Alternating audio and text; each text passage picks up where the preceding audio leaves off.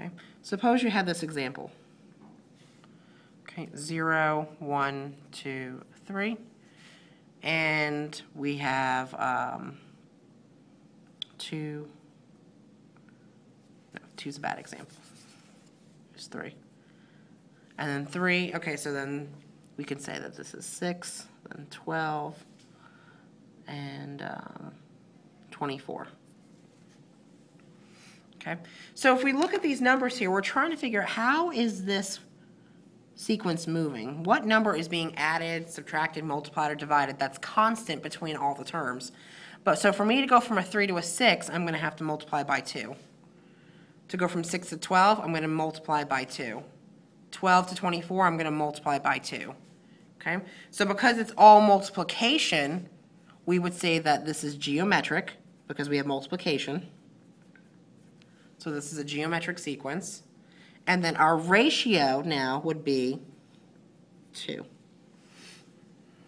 All right? So the terms that separate each other, you can figure out what the next term would be if we multiply by 2. So just by the basis of how this is going, I know that the next term in this sequence would be 48, and so on, because all I would have to do is multiply by 2. Okay? Now again, I know I keep saying this over and over again, but if it was a plus 2, plus 2, plus 2, would you have a geometric then?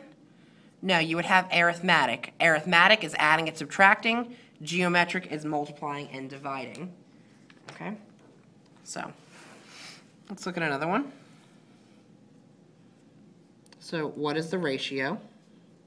What is the common ratio, that is?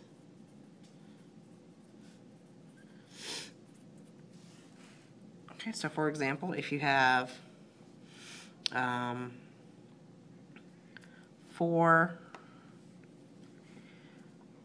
12, and then 36, and dot, dot, dot. Okay? So with this example, I'm actually going to review a few things with you. What would your a sub 1 here be? A sub 1 meaning the first term in the sequence, right? It's just a 4. Okay? And now what I would like to know is what would be the common ratio here? How is the sequence moving? How would you get to the next term? And you're going to multiply by 3, multiply by 3. And you would keep multiplying by 3 to keep moving along with the sequence. So the ratio here is just a 3. Okay?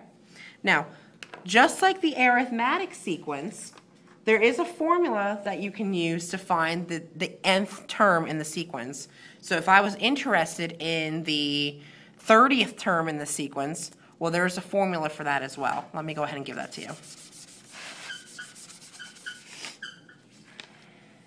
Okay. So, to find any given term in a geometric sequence,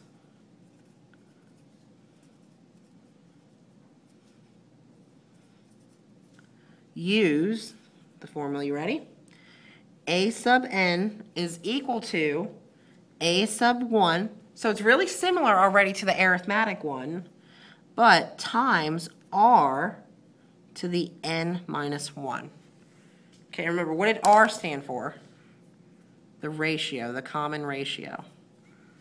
Okay, so as long as you have the first term and the ratio, you can find any term that you wish just by using the formula. Okay, so for example here, find the 6th term in the following sequence: 3, 12, 48, dot, dot, dot.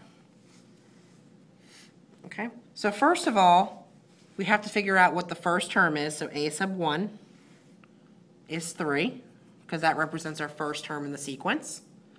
Okay, and then what is our ratio? How am I moving from 3 to 12 and then 12 to 48? Okay, and it's actually, we are multiplying by 4. Multiplying by 4. Okay, so the ratio here is 4. So all you have to do is we're trying to find to the 6, so a sub 6 is equal to the first term, which is 3, times our ratio, which is 4, okay, to the 6 minus 1.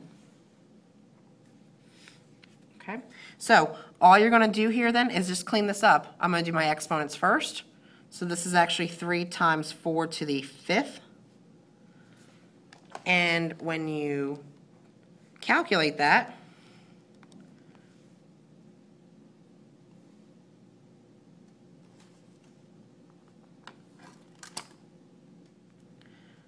okay, sorry about that. I had a little technology problem here for a second. But 3 times 4 to the 5th would give us 3,072. Okay, and that would be the 6th term in the sequence. And if you kept multiplying by 4 times 4 times 4 times 4 until you'd done the 6th term, then you would still get 3,072. Okay?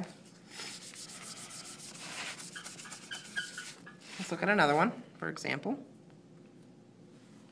Okay, we want to find the 10th term in 5, 10, 20, 40, ... Okay, so what's our a sub 1? Okay, it would be 5, because that's the first term in the sequence. Okay, what's our ratio? How am I moving throughout the sequence? Okay, we are multiplying by 2, right? Times 2, times 2, times 2. So the ratio here is 2. Let's go ahead and put our formula down. So we have a sub 10 is equal to the first term, which is 5, times the ratio, which is 2, to the 10 minus 1. All right? So this actually equals 5 times 2 to the 9th. And then 5 times 2 to the 9th is 2,560. Okay? So it's very easy. The only pieces of information, honestly, that you need are 5 meaning the first term in the sequence, and 2, the ratio in this case. So again, first term in the ratio, and you're set. You can find any term in the sequence that you wish. Okay? All right. Now, let's talk about the graph of what one of these are going to look like. Okay, remember, for arithmetic, it made a straight line. Now, because the formula, if you take a look at the general formula for a second, a sub n equals a sub 1 plus r raised to the n minus 1. Notice the difference between this formula and the other formula, and that this right here has an exponent. And what kind of graphs have we discussed that have exponents in the equation? Right, an exponential.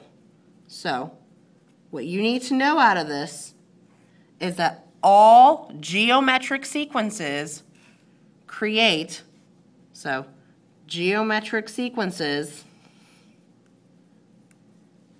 create exponential graphs, which means that you will have some sort of J-curve, either one that looks like that or one that looks like this. Okay, either way, you will have some sort of J that is involved here. Okay, so make sure that you're familiar with that. Arithmetic made lines. Geometric here makes the curves. Okay?